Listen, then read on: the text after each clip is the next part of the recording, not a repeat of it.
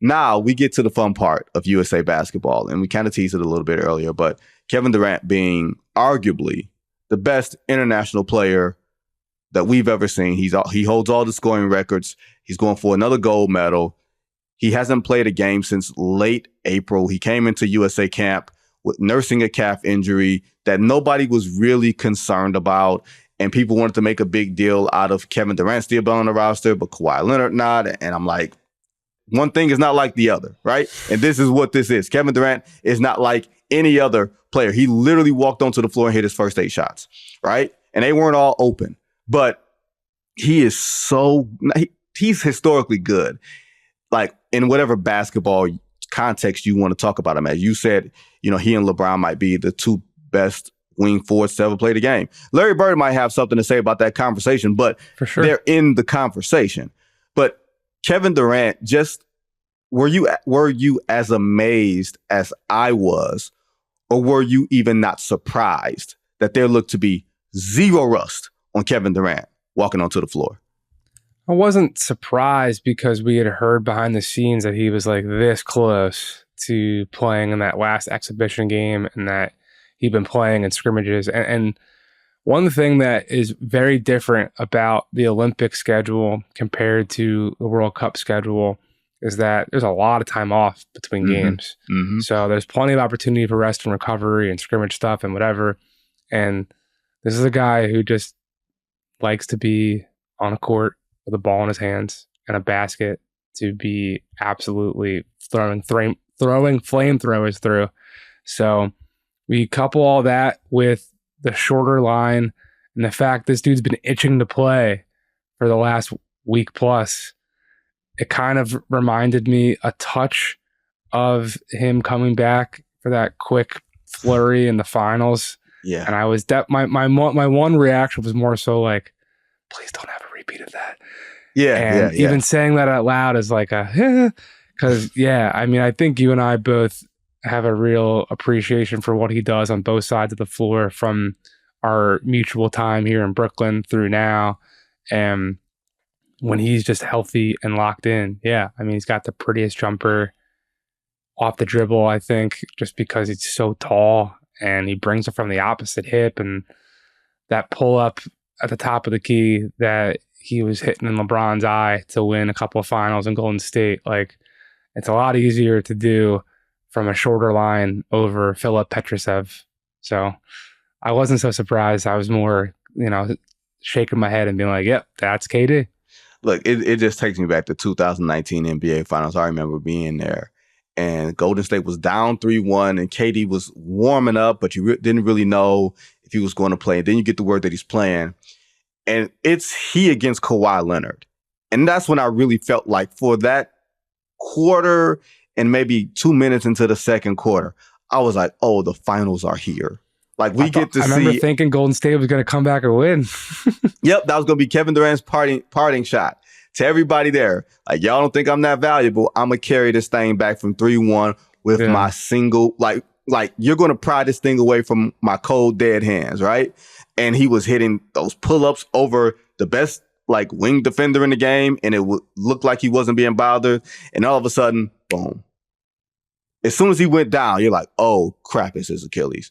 So even just to see him back, not just from the Achilles, to see him back from the MCL. And now, Jake, I'm looking at it, and we're talking about the Phoenix Suns earlier, and not to say they're not a real team, but if he were on a better constructed team, we'd still be talking about Kevin Durant as the best player in the game. We'd legit, in my opinion, Jake, we would still be talking about all the things that he can do, from playing the small ball 5 to being able to handle it, to being able to defend at all 3 levels and score at all 3 levels. We would still be saying Kevin Durant is in the conversation for best player in the game if he played on a better team.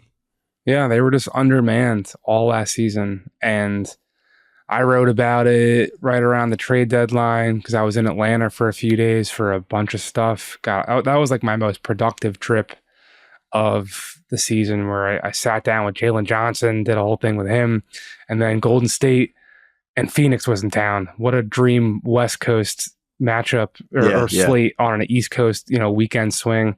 And I got KD post game, and I hadn't seen him in person in a long time. And when you're standing next to him one-on-one, you just really remember how fucking long and huge he is. And also, I went into that game with this bug in my ear from a coaching friend who had watched him lead this crazy 15-point fourth quarter comeback that I've talked about probably on the No Cap Room a couple times already, where he was playing small ball 5 for them, and he switches out onto guards and bigs and wings and everyone in between. And in that Atlanta game, he went every single time down the floor to score, and then he was switching on to DeJounte Murray, and DeJounte had his way and Atlanta won. But his ability to not just be that lethal scorer, but to do it on both ends, I thought was something that didn't get, to your point, enough attention last season because Phoenix just wasn't that good. And they still got the 6th seed and they made the playoffs and what have you. But we saw in that matchup with Minnesota that the Suns just weren't deep enough. They didn't have the firepower beyond those big 3 that the Suns brass are so confident about. And we'll see. I mean, they've made some smart moves here on the margins, like we talked about at the top with Tyus Jones, and Monty Morris should also be a real stabilizing force now. I mean, I think Monty Morris probably is one person who's a little bit raising an eyebrow at the Tyus Jones situation, but I think it's a huge win for Phoenix to have both those guys now after having really no bona fide NBA point guard. And they have Colin Gillespie on a 2-way, who I'm not expecting to like lead the Suns in point guard minutes, but is a real legit player and was arguably one of the best U-League players in the league last year and has 2 years with the champion Denver Nuggets under his belt. So they've got, I think, some help now. And that, you know, the roster is still not incomplete. They've got Nasir Little's salary to trade. They're doing smart things on the margins, like trading David Roddy to Atlanta last week to bring back salary that they can just waive to, you know, get little savings here and there. And the second round pick stuff they've done has been creative. You know, they traded down on draft night, which I thought was pretty widely signaled around the league, but you pick up some capital and then you get your guy Ryan Dunn, who you wanted anyway. So I think there's definitely a lot of smart stuff happening in Phoenix to build this thing out and to give Kevin Durant the real, like, earnest last opportunity that clearly he's showing with Team USA that he's capable of deserving.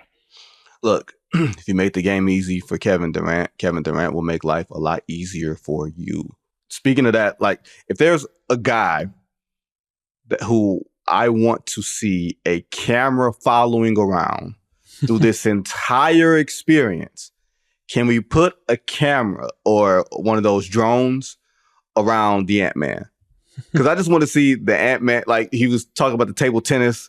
Did you see that clip of Ant talking to the table tennis people? And they were like, man, we would 21 you, or Steph was instigating. Like, Steph is one of those quiet people in like the lunchroom that will say, hey man, I bet you won't step over that line and go over there, would you? You ain't gonna step over that line. And goes and step over the line. Next thing you know, you got a fight, and Steph is just sitting back there like, man, I don't know what happened. Like, that's the type of dude Steph is. You got to watch out for Steph. Steph kind of sneaky with it. But Ant just seems so delightful to just be in that space.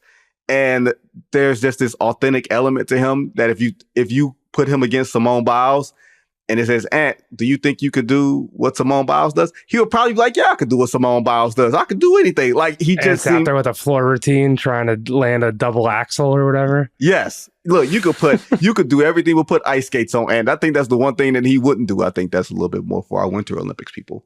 You know what I mean? A little bit too Americans. But I think for everything in the Summer Olympics, maybe not the surfing, right? Maybe not the surfing. But even the surfing, I think Ant would be like, yeah, I could do that.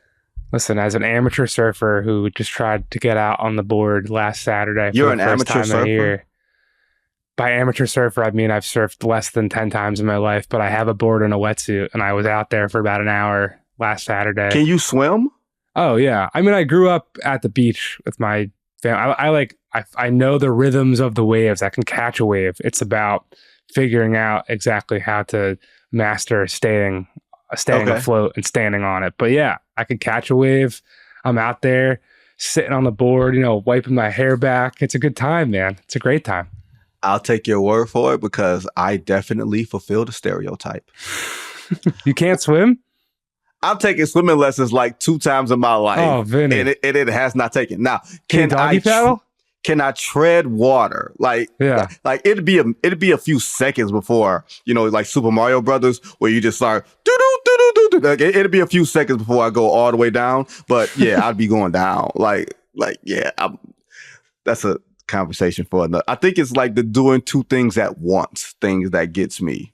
Got it. It's moving the legs and the arms. You're saying you can't do 2 things at once in general, or just when you're in water and you're starting to panic? Oh, I can do 2 things at once. It's just those 2 things at once that I'm not very good at. Okay.